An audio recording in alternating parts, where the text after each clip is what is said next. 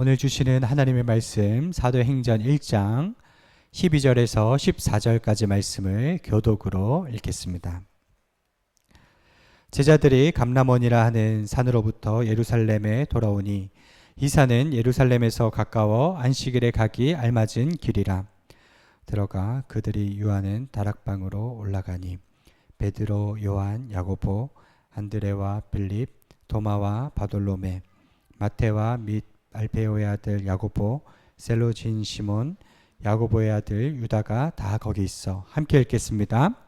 여자들과 예수의 어머니 마리아와 예수의 아우들과 더불어 마음을 같이하여 오로지 기도에 힘쓰더라. 아멘. 오늘 말씀의 제목은 원하고 바라고 기도합니다 입니다. 영국 교회는 최근 한 20년 동안 교인 숫자가 반토막이 났다고 합니다. 미국 교회에서 가장 큰 교단이 남침례 교회인데 해마다 교인이 3%씩 줄고 있다고 해요. 그러니까 10년이면 30%가 줄고 20년이면 60%, 30년이면 90%가 줄겠죠. 이런 추세라면 미국 교회도 거의 소멸 직전이라는 것입니다. 한국 교회도 마찬가지로 가나안 교인이 현재 23%지만 10년쯤 지나면 한 46%, 절반 정도가 교회 나가지 않는 교인이 될 것이다. 이런 예측이 있습니다. 예전에는 기도는 생존의 문제였고 정말 지푸라기라도 잡고 싶은 심정으로 하나님 앞에 나왔습니다. 그런데 지금은 배부르고 등 따뜻한데 뭘 그리 절박하게 하나님 찾을 필요가 있느냐. 사람들이 안일주의와 편의주의 가운데 점점 교회 나가지 않는 풍토가 강해지는 것이죠. 빌리 그레함 목사님이 홈페이지에 그 Q&A를 몇십 년 동안 사역을 했어요. 성도들이 질문을 하면 거기에 대해서 답변하는 형식으로. 거기 아주 흥미로운 질문이 올라왔는데, 목사님, 꼭 주일에 교회 나가야만 구원받습니까? 꼭 교회 나가야만 크리스천입니까? 이런 질문이었습니다. 여러분 어떻게 생각하세요? 교회 나가지 않아도 크리스천일 수는 있죠. 이때 빌리 그레함 목사님이 뭐라고 대답했냐면, 교회 나가지 않아도 크리스천일 수는 있습니다. 그렇지만 성도님, 하나님에 대한 가벼운 태도를 버리십시오.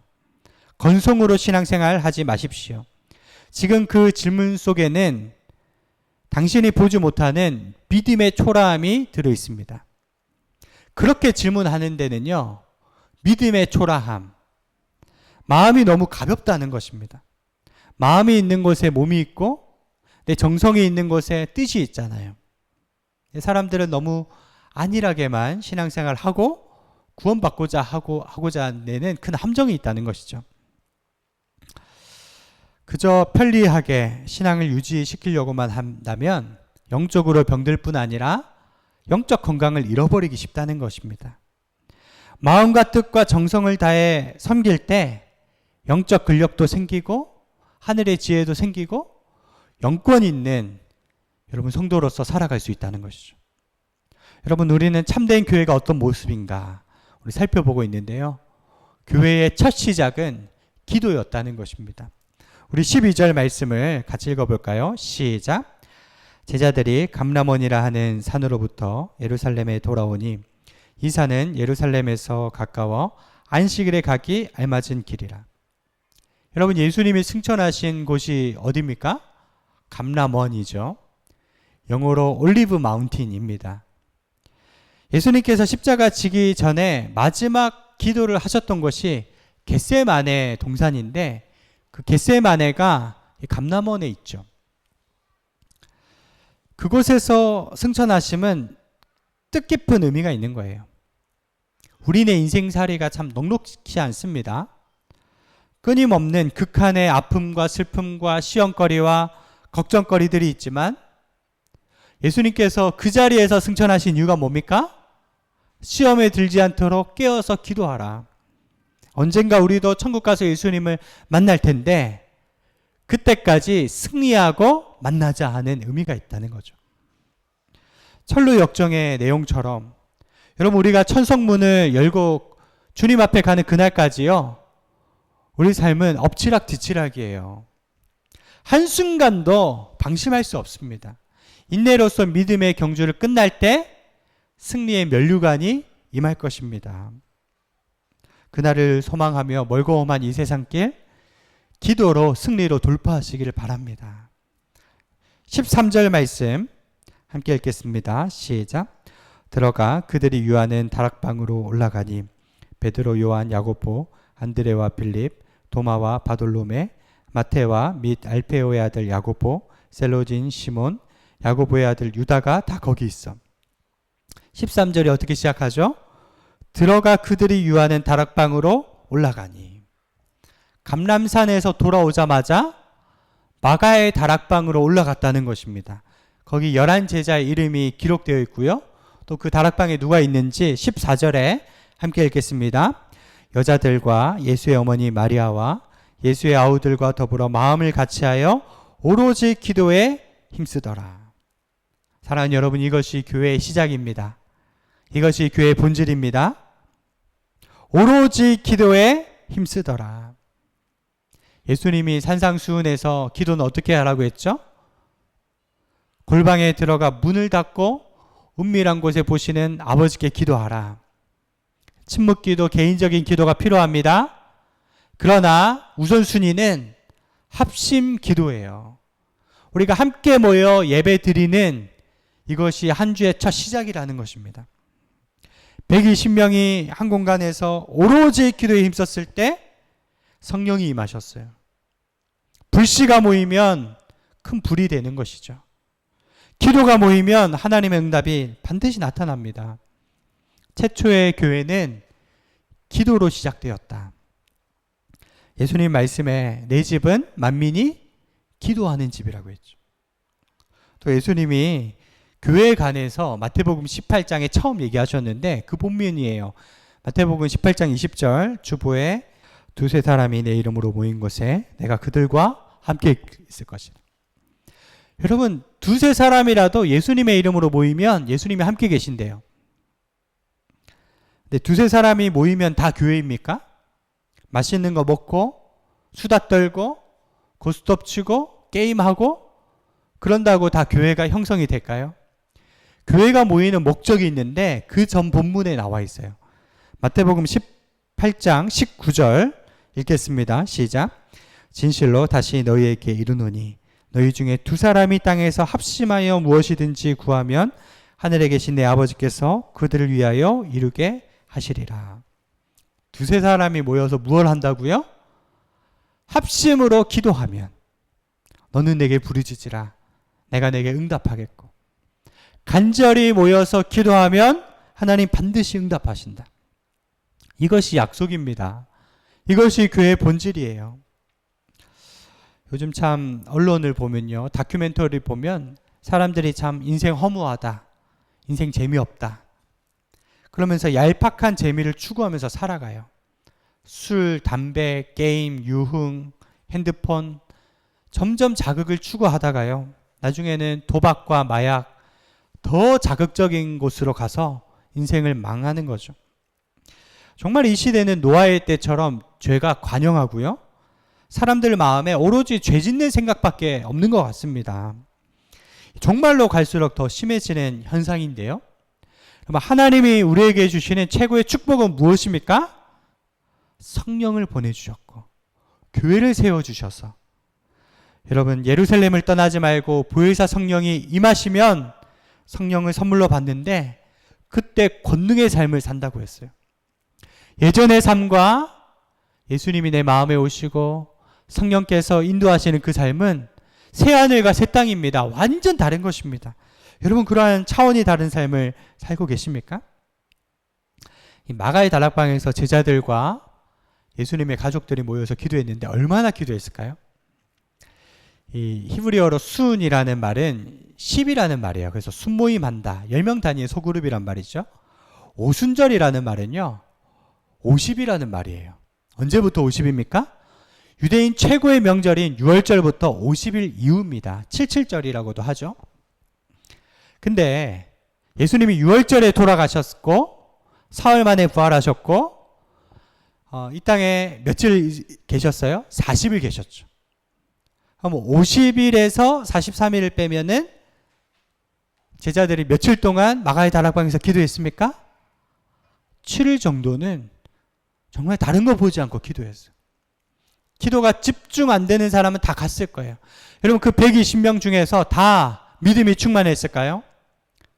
왔다 갔다 하는 사람도 있고 미지근한 사람도 있고 기도에 집중 못해서 들락날락하는 사람도 분명히 있었을 거라고요. 그런데 사도행전 2장에 그 자리에 모인 모두가 성령을 받았습니다. 여러분, 어디 가서 줄을 잘 서야 되고요. 사람을 잘 만나야 됩니다. 내가 불 있고 뜨거운 사람 만나면 내 신앙도 뜨거워지고요. 차갑고 냉소적이고 비판 잘하는 사람 만나면 내 신앙도 차가워지는 것입니다. 교회도 마찬가지예요. 초두에 이제 빌리그레함 목사님 이야기를 했는데, 빌리그레함 목사님 80세 때 레리 킹 토크쇼라고 미국의 유명한 토크쇼에 나오셨어요. 그때 이제 레리 킹이라는 유명한 그 사회자가 질문을 이렇게 얘기합니다. 목사님은 천국 가면 상 받으실 것 같습니다. 정말 수백만 명을 전도하셨잖아요. 그리고 목사님 삶에는 제가 볼 때 후회할 게 하나도 없을 것 같아요. 이렇게 얘기를 하니까 목사님이 아주 기독교사에 남는 충격적인 얘기를 하셨어요. 뭐라고 하셨냐면, 거기 적어놨어요. 나는 실패자입니다. 저는 사람들과 너무 많은 시간을 보냈고 하나님과는 너무 적은 시간을 보냈습니다.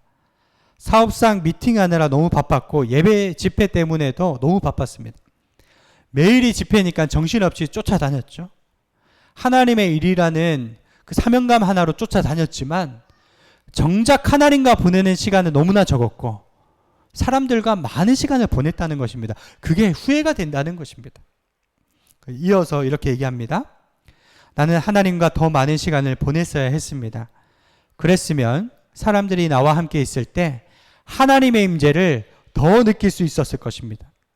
나는 많은 부흥 집회를 인도하였고 사람들과 너무 많은 시간을 보내다가 하나님과 보내는 시간이 너무 적었습니다. 나는 실패했습니다. 내가 하나님과 더 많은 시간을 보냈더라면 많은 사람들이 나를 만났을 때 더 강력한 임재를 느꼈을 것입니다. 오늘날 저를 위시해서 많은 목회자들이 땅을 치면서 후회하는 부분이 무엇일까요? 너무나 많은 사람을 만나고 많은 일을 하지만 정작 하나님과 만나는 시간은 얼마나 되는가? 그것이 주님 앞에 섰을 때 후회가 되지 않을까요? 제가 전도사 사역을 정말 큰 대형 교회에서 했어요. 별명이 온난리 교회였어요. 주변의 동료들은 참 부러워했는데 너무 바쁜 거예요. 월요일 하루만 교회 안 가고요. 화, 수, 목, 금, 토, 주일 거의 밤 12시까지 교회 가서 일을 했습니다. 분기 때마다 수천 명, 수만 명 행사가 얼마나 많은지 진이 빠지도록 일을 했는데 지금 되돌아보면 많은 훈련과 배움이 있었지만 한 가지 아쉬운 점이 있었다면 하나님과 그때 깊은 교제를 못 나눴구나. 그게 참 아쉽더라고요. 부목사 되면 좀 좋을 줄 알았는데요. 부목사 사역을 하는데 예배도 많고 행사도 많고 신방도 많고 장례식도 많아가지고 그 하나님과 개인적인 시간을 못 보냈더라고요. 여러분, 지금도요 여기저기서 오라는 데가 얼마나 많은지 이렇게 가다가는 정신없이 일만 하다가 주님 앞에 설 수 있겠다. 여러분, 사역자도 그렇지만 성도도 깍쟁이같이 시간을 관리하지 않으면, 나 자신의 그 삶의 시간에 여유분을 두지 않으면 하나님과 동떨어질 수 있다는 것입니다. 하나님과의 만남이 최우선 순위입니다. 하나님의 위한 일이라고 하지만 전혀 상관없이 살아갈 수 있기 때문에 여러분, 우리는 오늘 이 말씀 오로지 기도에 힘쓰더라, 그 시간을 확보하시는 성도님들 되시기를 축원드립니다. 그리고 14절 말씀을 한 번 더 읽을까요? 시작. 여자들과 예수의 어머니 마리아와 예수의 아우들과 더불어 마음을 같이하여 오로지 기도에 힘쓰더라. 마음을 같이하여 오로지 기도에 힘쓰더라. 여러분, 우리가 살아가는 이 시대가 정말 어려워요. 녹록지 않아요. 큰 산과 같은 장애물이 있습니다. 학생 인권 조례, 차별금지법 문제. 이미 미국이나 캐나다 같은 경우는 이 법안이 다 통과가 되어서 어떤 줄 아세요? 강단에서 목사님이 동성애가 죄입니다라고 설교해가지고 재판정에 넘겨져서 교회가 폐쇄된 교회도 있고요. 감옥에 간 교회도 있어요. 정말 시대가 만만치가 않아요. 또 우리 주변에 이 신도시에요. 무슬림들이 많이 들어와 삽니다. 학교에, 초등학교에 터번을 쓴 아이들, 이슬람 아이들이 있다는 거예요. 학부모들도 터번을 쓰고 애들을 데리러 오고요. 인천에도 모스크를 세우려고 숱한 시도들이 있었지만 그 대구 대영동이 가장 핫하고 뜨겁게 모스크 논쟁이 있어요. 그 주민들은 예수 믿는 사람들이 아닌데도요. 그냥 주택가에 모스크가 세워지니까 수백 명이 막 밀집해가지고 그 시끄러운 아잔 소리 있잖아요. 그게 온 동네방네 날린 거예요. 이게 비단 대구 문제가 아니고 인천 문제가 아니고 앞으로 저출산이 상황 가운데 전국적인 문제가 될 것이라는 것입니다. 우리 앞에 밀어닥치는 이 공격들과 위기가 만만치 않다는 것입니다. 여러분, 우리가 이런 암울한 분위기 속에 낙심해야 될까요? 기독교 역사가 대략 2000년인데 지난 1900년 동안보다 지난 100년간 예수 믿는 사람들이 훨씬 더 많았어요. 여러분, 하나님께서 놀라운 부흥의 역사를 지금 세계 곳곳에 일으키고 계십니다.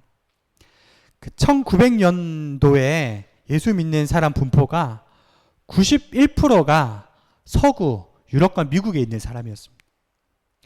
그런데 60년이 지나서 그 서구권 사람들이 예수 믿는 분포가 70%고 비서구권이 30%였어요. 80년도에 50대 50이 되었어요.